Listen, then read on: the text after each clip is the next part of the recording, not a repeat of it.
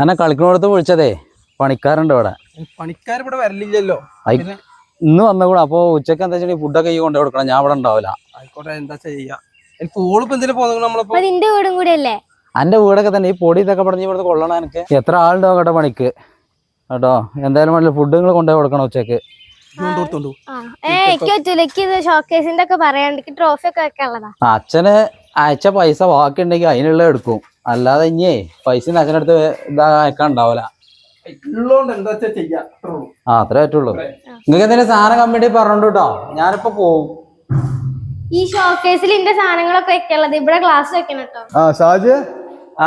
പണിക്കാരൊക്കെ ഉണ്ടല്ലേ? ദാസേട്ടാ, അച്ഛൻ വരുന്നുണ്ട്. അച്ഛൻ 2-3 ദിവസം കൊണ്ട് എത്തും. അപ്പൊ ഒരു പണിയൊക്കെ തീർക്കണേ. ഓലൊക്കെ ഒപ്പം കൂട്ടിയതാ. ഉച്ചക്ക് ഫുഡ് എത്തിച്ചെടുത്തിട്ടാണ് എനിക്ക് ഇവിടുന്ന് പോവാൻ. ദാസേട്ടാ അവിടെ കയറിക്കോളേ.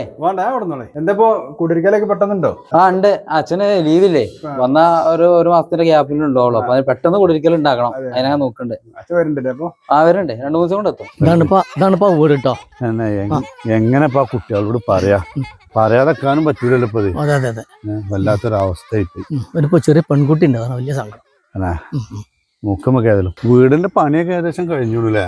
പണിയൊക്കെ അത്യാവശ്യം കഴിയാറായിപ്പോ. ഇതിലിപ്പോ കുറച്ചു കാലം അനവധി കാലം ഗൾഫിലുള്ള സമ്പാദ്യമാണ് ഇപ്പൊ ഇത്. വരാനുള്ള ഒരു യോഗം ഉണ്ടായില്ല. ഇതാണ് ബാക്കി ഉണ്ടായത്. ഇതൊക്കെ തന്നെ മനുഷ്യന്റെ അവസ്ഥ. അച്ഛനടുത്ത് ഗൾഫിലേ വന്ന ആളാണ്, റൂം പാർട്ണർമാരാണ്. ആ വീട് ഞാനാ കാട്ടിക്കൊട്ടു. അവർക്ക് എന്താ വെച്ചാൽ പ്രശ്നം ഉണ്ടെന്ന് പറയുന്നത്, എന്താണെന്ന് അറിയില്ല. നിങ്ങള് മൂത്താളാ? ഞാൻ 2ാമത്തെ ആളാണ്. ഏട്ടൻ അകത്തുണ്ട്. ഏട്ടാ, ഒരാൾ കാണാൻ വന്നിട്ടുണ്ട്. എന്താ ചോദിച്ചേ? സുബ്രഹ്മണ്യേട്ടാ കേരേ. ഞാനേ അച്ഛൻ്റെ ഒപ്പം ഗൾഫിൽ നിന്ന ആളാണ്. ഒപ്പം നിന്നാണ്. അപ്പൊ ഒന്ന് സംസാരിക്കണ്ടായിരുന്നു. മോള് അങ്ങോട്ട് ഉള്ളിലേക്ക് പോയി കേട്ടാ. നിങ്ങൾ 2ആളും വരും. ഞാനടാ വേസ്റ്റ് വർക്കിടേനെ. പണിയൊക്കെ എന്തായി? നടക്കണ്ടതാ. കഴിക്കണോ? നിങ്ങൾ എന്താ എത്തിയപ്പോ? ഞാൻ 2 ദിവസമായി. 2 ദിവസമായി അല്ലേ? അച്ഛൻ പറഞ്ഞു ആരവിടെ നിന്ന് വരുന്നുണ്ട് എന്നുള്ളത്. എന്താ സുഖമായിട്ട് പ്രശ്നം? എന്ത് ചെറിയ പ്രശ്നം ഉണ്ട്? എന്ത് പ്രശ്നം? അച്ഛൻ്റെ അടുത്ത് ഗൾഫിൽ നിന്ന് ആൾക്കാർ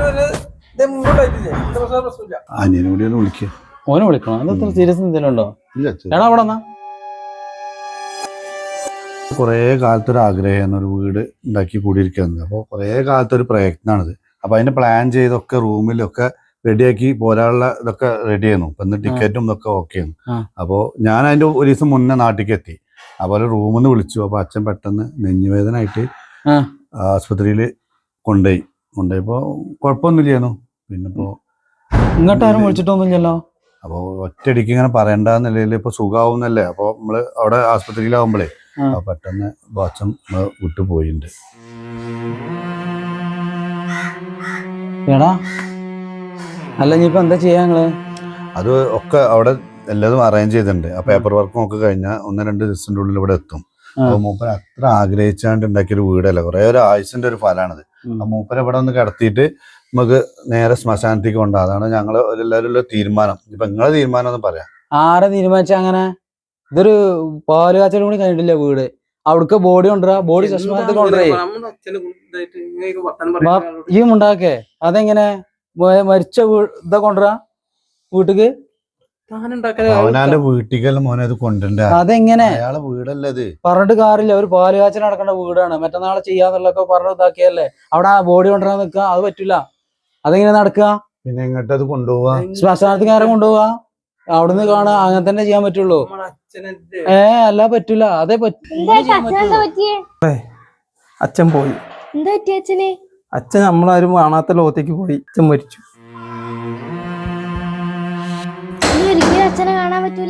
അച്ഛനെ ഇങ്ങോട്ട് കൊണ്ടുവരാന്ന് ഓര് പറഞ്ഞതാണ്. ഏട്ടൻ സമ്മതിക്കണില്ലേ? ആ കുട്ടീന്റെ അച്ഛനെ അവസാനമായിട്ടൊന്ന് കാണാനുള്ള ഒരു ആഗ്രഹം ഉണ്ടാവില്ലേ? അതൊന്ന് സാധിച്ചു കൊടുക്കണ്ടേ നിങ്ങള്? ഓള് കുട്ടിയാണ്. ആ വർത്താനം നിങ്ങൾ പറഞ്ഞിട്ട് കാര്യമില്ല. ഇങ്ങോട്ട് കൊണ്ടുവരാൻ പറ്റില്ല, അങ്ങോട്ട് കൊണ്ടുവരാൻ പറ്റൂല. ആ കുട്ടി പറഞ്ഞിട്ടുണ്ടെങ്കിൽ അതിന് കാണിച്ചു കൊടുക്കുക തന്നെ ചെയ്യും. എന്താ വെച്ചാല് ഇപ്പൊ ഒരു സത്യം ഞങ്ങളോട് പറഞ്ഞുതരാം. ആ കുട്ടീന്റെ പേരിലാണ് ഈ വീടും പറമ്പും നിങ്ങൾ അച്ഛൻ ചെയ്ത് വെച്ചത്. അത് മുൻകൂട്ടി കണ്ടിട്ട് തന്നെ ഇത് കണ്ടത്. നിങ്ങളൊക്കെ സ്വഭാവം അറിയണോണ്ട്. അപ്പൊ ആ കുട്ടി വിചാരിച്ച ആ കുട്ടി ഞങ്ങളെ അച്ഛന്റെ ബോഡി ഇവിടെ കൊണ്ടുവരും, ഇവിടെ കിടത്തിയിട്ട് ശ്മശാനത്തേക്ക് കൊണ്ടുപോകും. അപ്പൊ ഞാൻ പറയണ്ടെന്ന് വിചാരിച്ചിരുന്നു. അപ്പൊ നിങ്ങളൊക്കെ സ്വഭാവം ഇപ്പൊ മനസ്സിലായി. അപ്പൊ ആ കുട്ടീന്റെ നിങ്ങളൊക്കെ അച്ഛനാണ്. ആ കുട്ടിക്ക് മാത്രമേ ഉള്ളൂ ഇപ്പൊ ആ അച്ഛനോടുള്ള സ്നേഹം. ആ തന്ത മരിച്ചാൽ ഈ പണിയൊക്കെ കാട്ടിട്ടാ പോയിക്കണ്ട്. ഞങ്ങളൊക്കെ മക്കളല്ലേ, ഓളെ പേരിൽ എഴുതാൻ ഇത്ര വലുപ്പമുള്ള ഓളെ പേരിൽ എഴുതി കൊടുത്തിട്ടുണ്ടെന്നിട്ട് എന്ത് പണിയാ മരിക്കാൻ കാലത്ത് കാട്ടിയത്? നിങ്ങളെ അച്ഛനല്ലേ ഇങ്ങനെ നന്ദിയോട് കാണിക്കാൻ പോകണോ? അച്ഛൻ കാലാകാലം ഗൾഫിൽ അവിടെ പോയി ഉണ്ടാക്കിയല്ലേ, ഒരു ചെറിയ വീടേക്കിന് വീടുണ്ടാക്കി, നിങ്ങൾക്ക് താമസിക്കാനുള്ള തന്നെയല്ലേ. ഇങ്ങനെ നന്ദിയോട് കാണിക്കാൻ പാടില്ല കേട്ടോ. ഇതാണ് ഇപ്പോഴത്തെ മക്കളുടെ അവസ്ഥ. അവർ കാശും പണം മാത്രം മതി, അച്ഛനമ്മേനും വേണ്ട. ഈ അധികം മനസ്സിലാക്കി ചെയ്യാൻ പാടില്ല. ഇത് ഞങ്ങളെ കുടുംബക്കാരാണ്, ഇതിൽ നിങ്ങൾ ഇടപെടണ്ട. നിങ്ങൾ ആരെങ്കിലും വിളിച്ചത് ഇടപെടാന്? മനസ്സിലായി. പക്ഷെ നിനക്കും ഈ അവസ്ഥ വരാൻ പോണ്ട് നീ ചിന്തിച്ചോ. വലിയോണ്ടല്ലോ ആൾ പൈസ കേട്ടോ.